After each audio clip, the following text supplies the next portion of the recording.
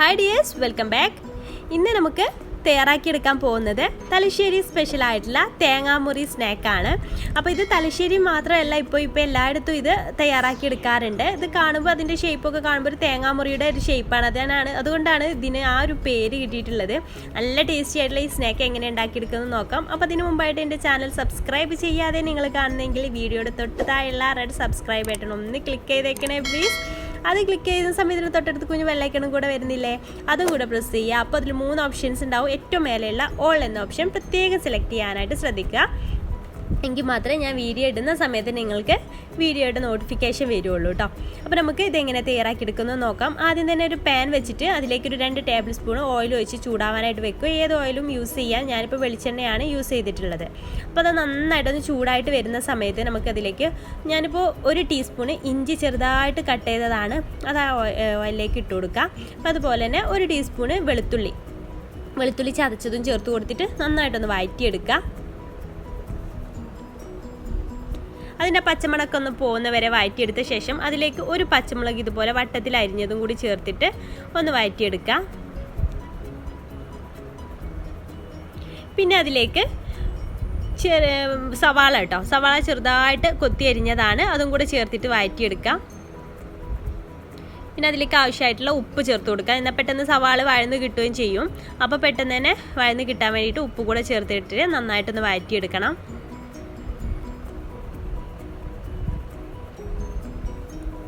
ഇനി അതിലേക്ക് ഞാൻ 2 തണ്ട് കറിവേപ്പില ചെറുതായിട്ട് കട്ട് ചെയ്തതാണ്, അതും കൂടെ ചേർത്ത് കൊടുത്തിട്ട് മിക്സ് ചെയ്ത് കൊടുക്കുന്നുണ്ട്.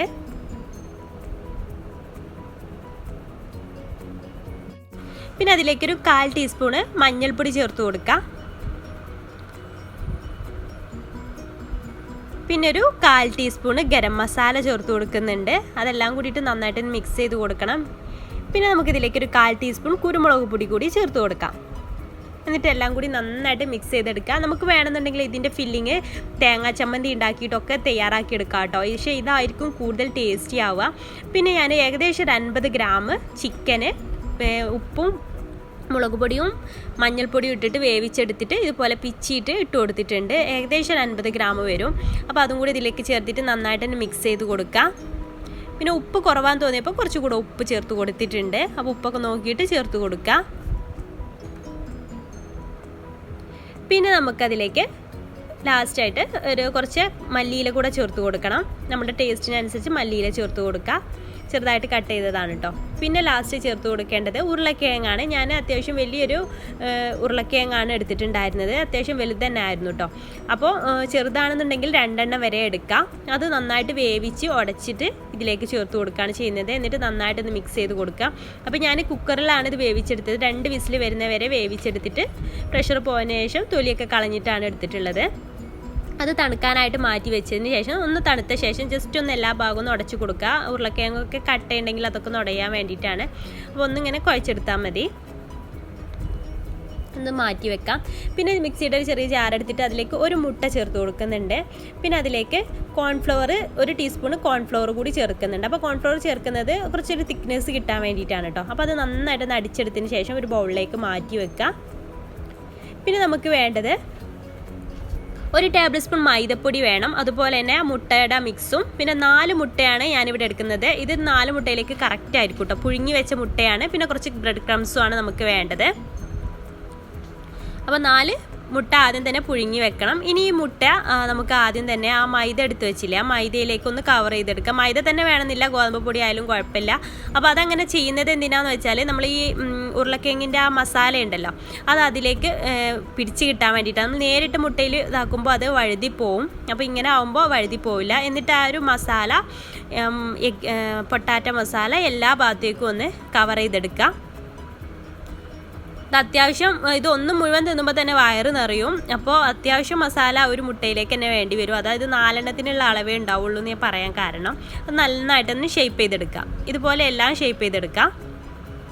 അപ്പോൾ ഇതിലേക്ക് ചിക്കൻ ചേർക്കുന്നതിന് അത് വേണമെങ്കിൽ നിങ്ങൾക്ക് ഒഴിവാക്കാം കേട്ടോ. ചിക്കൻ ഇല്ലാതെ ഇത് തയ്യാറാക്കിയെടുക്കാം. ചിക്കൻ നല്ല ടേസ്റ്റ് ഉണ്ടാകാൻ വേണ്ടിയിട്ടാണ് ഞാൻ ചിക്കനും കൂടി ഇതിലേക്ക് ചേർത്ത് കൊടുത്തിട്ടുള്ളത്. ചിക്കനും കൂടെ ആകുമ്പോൾ അടിപൊളി ടേസ്റ്റാണ്. അപ്പോൾ ചിക്കൻ വേണ്ടാന്നുള്ളവർക്ക് ചിക്കൻ്റെ ആ സ്റ്റേജ് ഒഴിവാക്കുകയും ചെയ്യാം. അപ്പോൾ ഇതുപോലെ എല്ലാം ചെയ്തെടുത്തിട്ടുണ്ട്. 4 മുട്ടയുടെ ഇതും ഇതിലേക്ക് കറക്റ്റായിട്ട് വന്നിട്ടുണ്ട് കേട്ടോ. ഇനി നമുക്ക് ചെയ്യേണ്ടത് ഓരോന്നും ഈ എഗ്ഗിൻ്റെ മിക്സറിലൊന്ന് മുക്കിയതിന് ശേഷം ബ്രെഡിലൊന്ന് കോട്ട് ചെയ്തെടുക്കണം. ബ്രെഡ് ക്രംസിൽ കോട്ട് ചെയ്തെടുക്കാം. അത് നന്നായിട്ട് കോട്ട് ചെയ്തെടുക്കുക. എന്നിട്ട് ഇതുപോലെ പ്രസ് ചെയ്ത് ചെയ്തെടുക്കുക. എന്നിട്ട് ഞാൻ ഒന്നുകൂടെ ഒന്ന് കോട്ട് ചെയ്തെടുക്കാം. ഡബിൾ കോട്ട് ചെയ്യുന്നത് മൂലം നമുക്ക് നല്ല പെർഫെക്റ്റ് ആയിട്ട് ആ ഒരു തേങ്ങാമുറിയുടെ ആ ഒരു ഷേപ്പിൽ കിട്ടും. അപ്പം ഞാൻ ഒന്നുകൂടെ മുട്ടയിൽ മുക്കിയിട്ട് ഒന്നുകൂടെ ബ്രെഡ് ക്രംസിൽ മുക്കുന്നുണ്ട്. അത് വേണ്ട എന്നുള്ളവർക്ക് ഒഴിവാക്കാം കേട്ടോ, കുഴപ്പമൊന്നുമില്ല. എന്നിട്ട് നന്നായിട്ട് ഇങ്ങനെ പ്രസ് ചെയ്ത് വെച്ചാൽ നമുക്ക് എണ്ണയിലേക്ക് ബ്രെഡ് ക്രംസ് ഒന്നും ചാടി പോവില്ല, എണ്ണയൊന്നും പെട്ടെന്ന് കരിയൂല. അപ്പോൾ ഇതുപോലെ ഇങ്ങനെ പ്രസ് ചെയ്ത് കൊടുത്താൽ മതി. അപ്പോൾ നമ്മൾ കട്ട്ലറ്റൊക്കെ ഉണ്ടാക്കുമ്പോൾ ഇതുപോലെ ചെയ്ത് കൊടുത്താൽ എണ്ണയിൽ ബ്രെഡ് ക്രംസ് വീണിട്ട് കരിഞ്ഞു പോകുമൊന്നുമില്ല. അപ്പോൾ ഒരു ചട്ടിയിൽ ഓയിൽ ചൂടായ ശേഷം നമുക്കതിലിട്ടിട്ട് ഇത് ഫ്രൈ ചെയ്തെടുക്കാം. ഒരു ഭാഗം ഒന്ന് ഫ്രൈ ചെയ്ത് വരുമ്പോൾ ബ്രൗൺ കളറാകുമ്പോൾ അടുത്ത ഭാഗം ഒന്ന് മറിച്ചിട്ട് കൊടുക്കുക. അങ്ങനെ ഇത് ഫ്രൈ ചെയ്തെടുക്കുക. അപ്പോൾ 2 ഭാഗം ഈ കളറാകുമ്പോൾ നമുക്ക് ഓയിലിൽ നിന്ന് മാറ്റാം. ഇതുപോലെ എല്ലാം ഒന്ന് ചെയ്തെടുക്കുക. ഒരു മീഡിയം ഫ്ലെയിമിൽ ഇട്ടിട്ട് ചെയ്താൽ മതി. അധികം ഒന്നും വേവിക്കേണ്ട ആവശ്യമൊന്നുമില്ല. ഉള്ളൊക്കെ വെന്ത് വന്ന് ആദ്യം വേവിച്ചെടുത്ത സാധനങ്ങളാണല്ലോ. ഇനി നമുക്കിതൊന്ന് കട്ട് ചെയ്തെടുക്കാം. ഇതിൽ ഹാഫ് പോർഷൻ തന്നെ നമുക്ക് വയറ് നിറയാൻ മാത്രമേ ഉണ്ടാവൂ കേട്ടോ. അപ്പോൾ ഇതാ കണ്ടില്ലേ, ഇതിൻ്റെ ഒരു ഷേപ്പ് തന്നെ തേങ്ങാമുറിയുടെ ഒരു ഷേപ്പായിട്ടാണ് നമുക്ക് കിട്ടിയിട്ടുള്ളത്. അതുകൊണ്ടാണ് ഇതിൻ്റെ പേര് തന്നെ തേങ്ങാമുറി എന്ന് വന്നിട്ടുള്ളത്. അപ്പോൾ ഈ ഒരു റെസിപ്പി നിങ്ങൾക്ക് ഇഷ്ടപ്പെട്ടെങ്കിൽ ഒന്ന് ട്രൈ ചെയ്ത് നോക്കുക. ട്രൈ ചെയ്തിട്ട് ഫീഡ്ബാക്ക് അറിയിക്കാൻ മറക്കരുത്. റമദാനൊക്കെ അല്ലേ, എല്ലാവരും ഒന്ന് ട്രൈ ചെയ്യാൻ മറക്കരുത് കേട്ടോ. ഇൻഷാ അല്ലാ പുതിയൊരു റെസിപ്പിയായിട്ട് നമുക്ക് അടുത്തൊരു ദിവസം കാണാം. അതുവരേക്കും ബൈ, താങ്ക് യു.